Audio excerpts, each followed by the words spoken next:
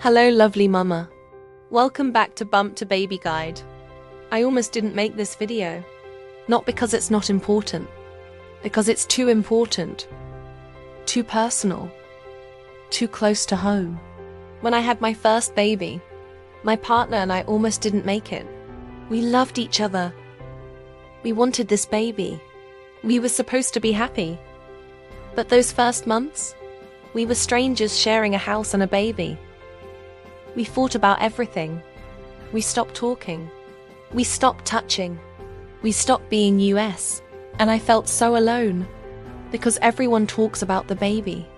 Everyone asks how you're healing. How feeding is going. How sleep is.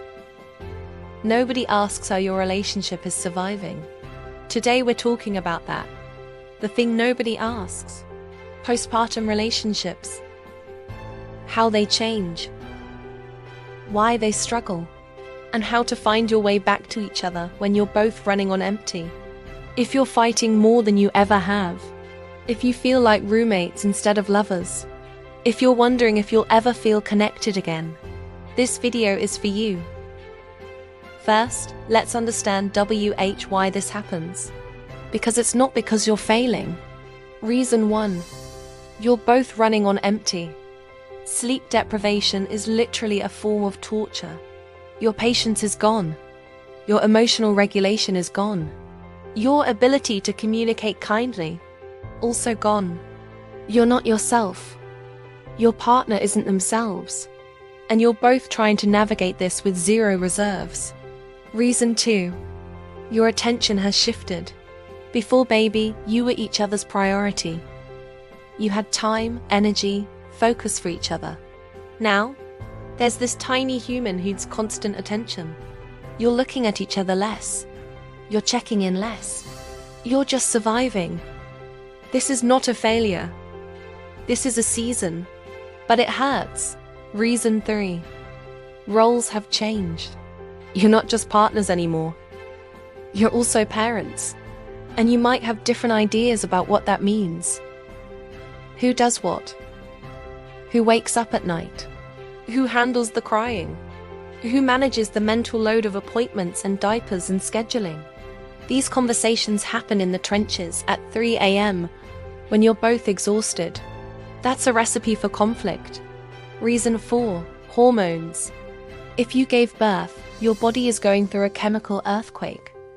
Estrogen and progesterone crashed. Prolactin is surging if you're breastfeeding. Oxytocin is flowing when you're with baby, but maybe not toward your partner. Your body is literally rewiring itself to prioritize baby. That's biological. It's also hard on your relationship. Reason 5. Identity shifts. You're figuring out who you are as a mother. Your partner is figuring out who they are as a father. And somewhere in there, you both have to figure out who you are as a couple now. That's a lot. Of course it's hard. Let's name the fights, so you know you're not the only ones having them. Fight number 1. You don't help enough. One partner feels like they're doing everything. The other feels like nothing they do is enough. The truth is often somewhere in the middle. Both of you are exhausted. Both of you feel unseen. Both of you need acknowledgement. Fight number 2. You're doing it wrong. Different parenting styles emerge. How to hold the baby. How to soothe them. How to put them to sleep. Unless it's unsafe, let go of right and wrong. There's more than one way to parent. Fight number 3. We never have sex anymore. This is huge and painful for both. The partner who gave birth might feel touched out, exhausted, in pain, or completely disconnected from their body. The other partner might feel rejected, unwanted, lonely. Neither of you is wrong. You're just in different places. And that's hard. Fight number 4. You're always on your phone. Maybe you're scrolling because you're too tired to talk. Maybe they're scrolling because they don't know how to connect anymore. The phone isn't the problem. The distance is. Fight number 5. My needs don't matter anymore. Both of you feel this. Both of you are right. Needs are harder to meet right now. If you've had these fights, welcome to the club. You're not broken. You're just in the trenches. You can't communicate the same way you did before. You're too tired. So you need new tools. Tool 1. The 10-minute rule.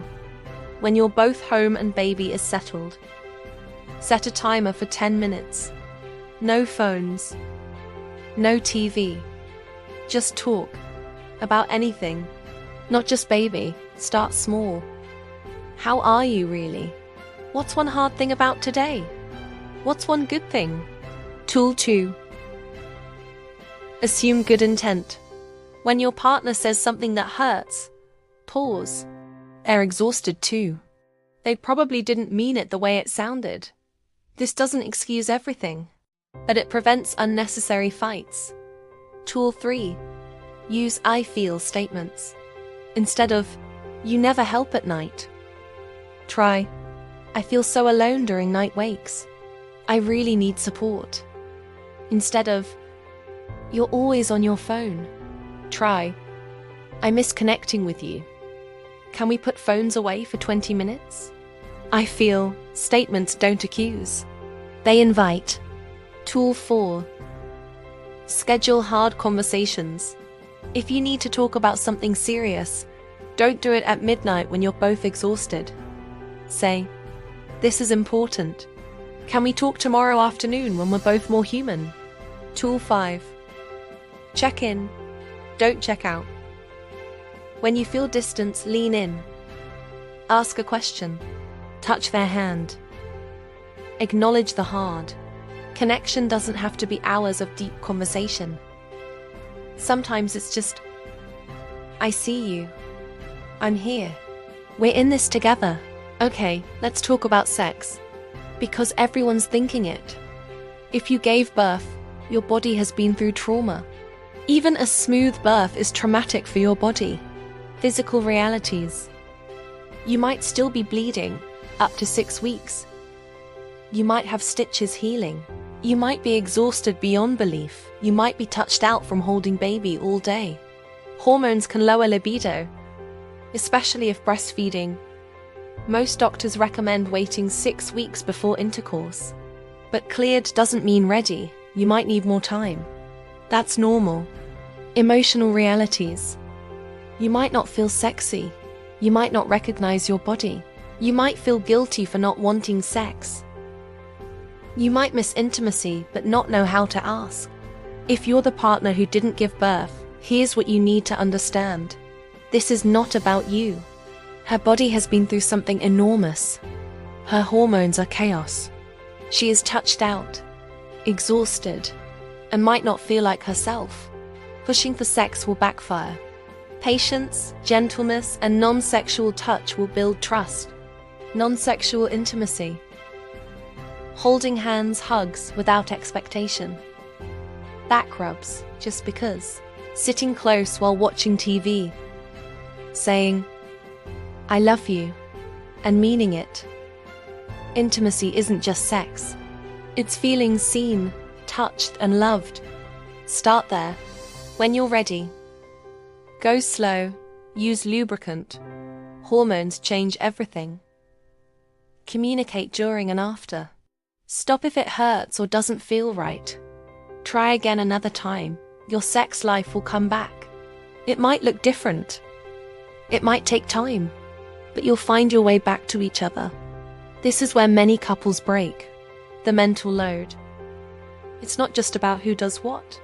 It's about who remembers what needs to be done. Who schedules the pediatrician appointments?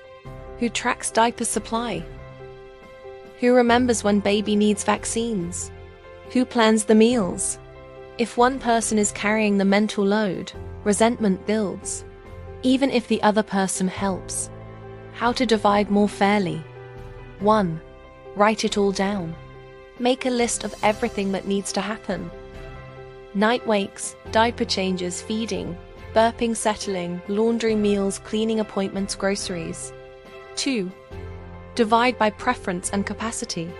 Who's better at night wakes? Who handles mornings better? Who actually enjoys cooking? 3. Revisit regularly. What works week 2 might not work week 6. Check in. Adjust. 4.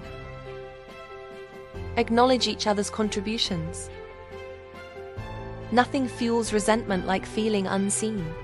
Say, "I see how hard you're working. Thank you." Say it often. This is one of the hardest feelings. You sleep in the same bed. You share a baby. You coordinate schedules. But you don't feel like partners anymore. You feel like co-workers on the night shift. How to bridge the gap? 1. Create small rituals. Coffee together before the day starts, 5 minutes of talking before sleep. One show you watch together. A weekly treat. Takeout, dessert, whatever. 2. Touch without agenda. Hold hands. Hug. Kiss hello and goodbye. No expectations, just connection. 3. Talk about something other than baby. I know. It's hard. Baby is consuming. But ask, what's something you've been thinking about lately? What's a memory you love? What do you miss doing? 4. Laugh together.